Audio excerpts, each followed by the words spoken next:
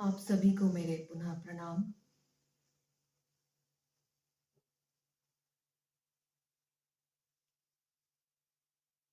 कामी क्रोधी लालची इतने भक्ति न होए। कामी क्रोधी लालची इतने भक्ति न होए। भक्ति करे कोई सूरमा, जाति बरन कुल खोए। ओम अथा तो भक्ति जिज्ञासा। कल हमने ये प्रवचन माला सुनी ओशोवाणी में।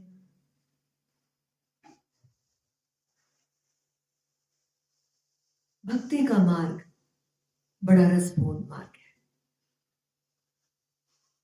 ये जो हम अखंड साधना करते हैं, ये कहीं आदि आदि है बिना भक्ति के। ये साधना आपको एक लेवल तक पहुंचाती है, उसके आगे भक्ति इसमें फूल खिलाती है। अथा तो भक्ति जिज्ञासा का मतलब नाद के सत्कार के साथ, संगीतमय होते हुए, उत्सव की घोषणा के साथ भक्ति की जिज्ञासा में उतरना।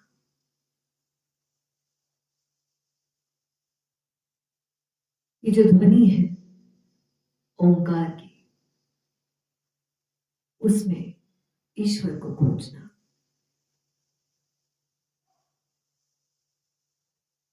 ये जो ध्वनि बनी है उसी से ही संगीत उत्पन्न हुआ है। किसी ने कहीं ये ध्वनि पहली बार सुनी होगी जहां से संगीत आया।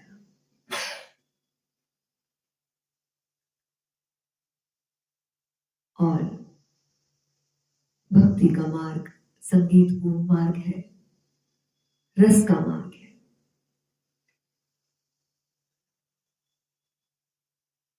भक्ति में ऐसे नहीं पहुंचा जाता। पहले जो आपके भीतर आप स्थापित होते हैं, उस नाद के द्वारा जब आप उसका दर्शन करते हैं,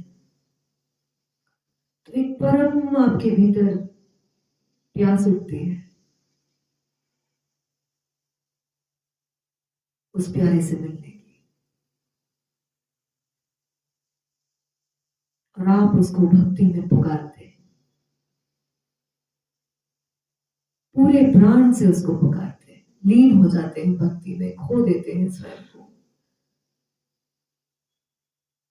भक्ति जो शब्द है, ये दो शब्दों से बना है, भक्त और ई। भक्त वही जिसकी ईर्ष्या खो जाए, भक्त वही जिससे ई से उसकी इच्छा खो जाए, भक्त वही जिसमें ई से उसका ईश्वर तत्व जुड़ जाए। जब भक्त में ईश्वर तत्व जुड़ जाता है, तब होती है भक्ति। ये बहुत ही रसपूर्ण मार्ग है। और अगर मैं आपसे कहूं कि मीरा को अगर जंगलों में साधना के लिए भेज दिया जाता और बुद्ध को घुंघरू पहना के नाचने के लिए कहा जाता, तो शायद जो घटा वो संभव नहीं हो पाता। हर किसी का अपना अपना मार्ग है जहां से वो ईश्वर को पहुंचे। पर जो भीतर सुना हुआ नाद है वो एक है, वो सब में एक है।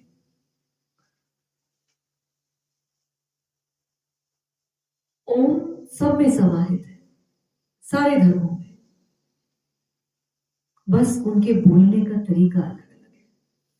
पर वो ध्वनि, शाश्वत ध्वनि हर धर्म ने सुनी है।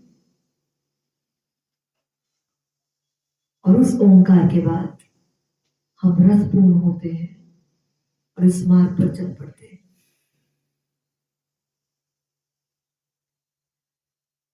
क्योंकि जब हम साधना करते हैं, हम साधक बनते हैं, तब भी हम में कुछ बचा हुआ होता है, एक थोड़ा सा कुछ हमारे भीतर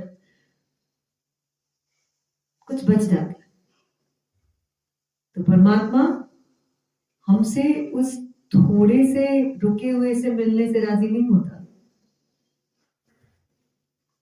परमात्मा को तो पूर्ण हम चाहिए, इतनी सी भी रुकावट नहीं। आपने रंज मात्र भी अपने आप को बचाया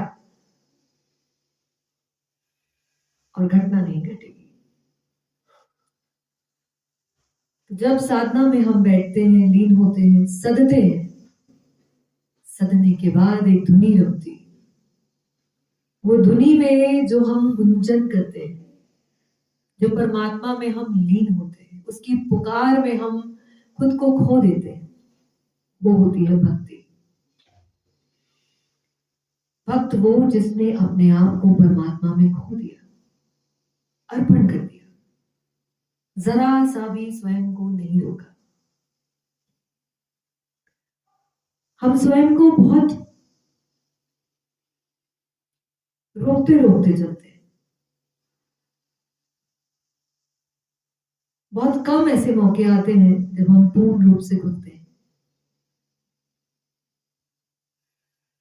हमको पूरा अर्पण कर देना होता है परमात्मा को, तन से, मन से, धन से, कि बस अब मैं खाली हो चला। जब मेरा पात्र बिल्कुल खाली, स्वच्छ, तभी तो परम उस पात्र में आ सकता है। वो दिव्यता ऐसे ही नहीं आती। एक स्वच्छ, एक खाली पात्र उसको चाहिए होता है।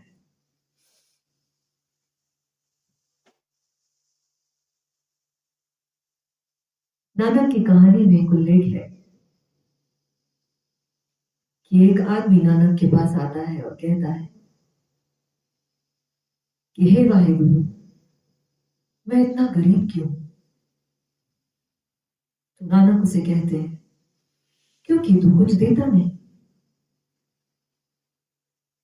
तू रोके हुए बैठा है। वो गरीब कहता है, वाहेगुरु मेरे पास देने के लिए क्या है? मैं तो खुद गरीब हूं।